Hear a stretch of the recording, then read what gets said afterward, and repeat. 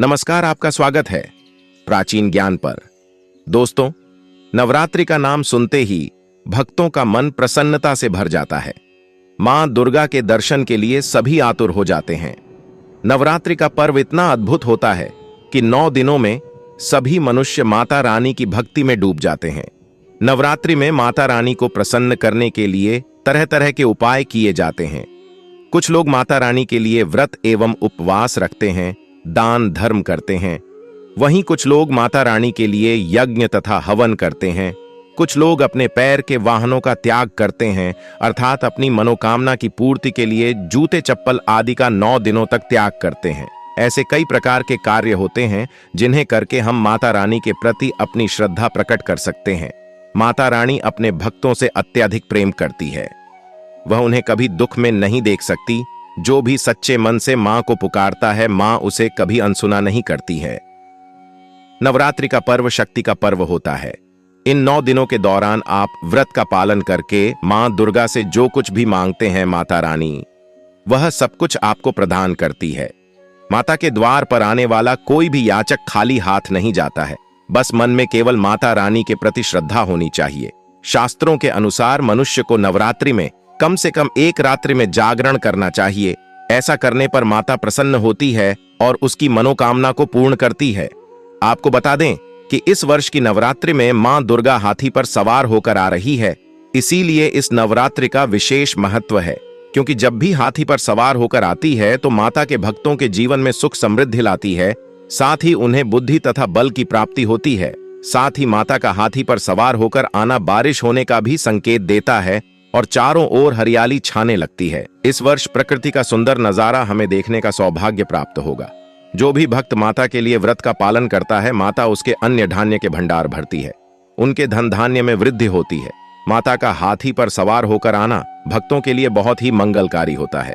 इसीलिए आप इस वर्ष की नवरात्रि में व्रत का पालन अवश्य करें। लेकिन व्रत का पालन करते समय शास्त्रों में बताए गए महत्वपूर्ण नियमों को ध्यान में अवश्य रखें, जिनके बारे में आज हम आपको बताने जा रहे हैं। सबसे महत्वपूर्ण बात यह है कि व्रत के दौरान कौन सी चीजों का सेवन करना चाहिए और कौन सी चीजों का नहीं। कई बार लोग नवरात्रि का व्रत धारण करते हैं, लेकिन कुछ चीजों को खाने से उनका व्रत खंडित हो जाता है, जिसका उन्हें कोई फल नहीं मिलता है। इसीलिए पूरी सावधानी से आपको व्रत का पालन करना चाहिए। तो चलिए जान लेते हैं नवरात्रि के व्रत के दौरान हमें कौन सी चीजों का सेवन भूल से भी नहीं करना चाहिए। दोस्तों, व्रत रखना धार्मिक ही नहीं बल्कि वैज्ञानिक दृष्टिकोण से भी महत्वपूर्ण होता है, क्योंकि नवरात्रि में मौसम में बदलाव होना शुरू हो जाता है, जिसका असर मनुष्य की रोग प्रतिकारक प्रणाली पर भी पड़ता है। इसीलिए नवरात्रि के व्रत के दौरान कौन सी चीजें खानी चाहिए और कौन सी नहीं, इसके पीछे वैज्ञानिक आधार भी जुड़ा हुआ है। इसी कारण से केवल हिंदू धर्म को वैज्ञानिक रूप से भी परिपूर्ण माना जाता है। बड़े बड़े वैज्ञानिक भी हिंदू धर्म शास्त्रों में बताए गए रहस्य जानकर हैरान हो जाते हैं।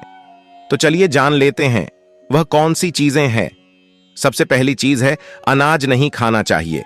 दोस्तों, यदि आपने नवरात्रि का व्रत रखा है तो आपको अनाज का सेवन नहीं करना चाहिए। जैसे गेहूं का आटा, मक्के का आटा, सूजी, चावल, बेसन और बाजरे का आटा आदि चीजें नहीं खानी चाहिए। इन्हें खाने से व्रत का खंडन हो जाता है। दूसरी चीज है सफेद नमक। अगर आपने नवरात्रि का व्रत रखा है तो आपको सफेद नमक का सेवन नहीं करना चाहिए। इसके स्थान पर सेंधा नमक का प्रयोग करना चाहिए। सभी व्रतों में सेंधा नमक खाया जाता है। इसमें सोडियम की मात्रा भी कम होती है, जो हाई ब्लड प्रेशर वाले व्यक्ति के लिए फायदेमंद रहता है। तीसरी बात है, इन सब्जियों का सेवन ना करें। दोस्तों, नवरात्रि में लहसुन, प्याज आदि का 9 दिनों तक सेवन नहीं करना चाहिए। यह पदार्थ तामसिक श्रेणी में आते हैं। इनका सेवन करने से मन में काम तथा क्रोध उत्पन्न होता है। साथ ही नवरात्रि में लौकी, पालक, आलू और टमाटर आदि सब्जियों का सेवन करना भी वर्जित माना जाता है।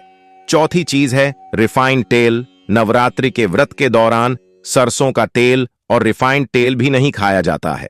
इसके स्थान पर आप शुद्ध घी अथवा मूंगफली का तेल खा सकते हैं। पांचवी चीज है मसाले। दोस्तों, नवरात्रि के व्रत में आप मसालों का सेवन न करें। मसालों के सेवन से शरीर में कई विकार प्रकट होते हैं। साथ ही इनका सेवन करने पर मनुष्य का स्वभाव उग्र बनने लगता है। व्रत के दौरान मसालों का सेवन करना वर्जित माना गया है।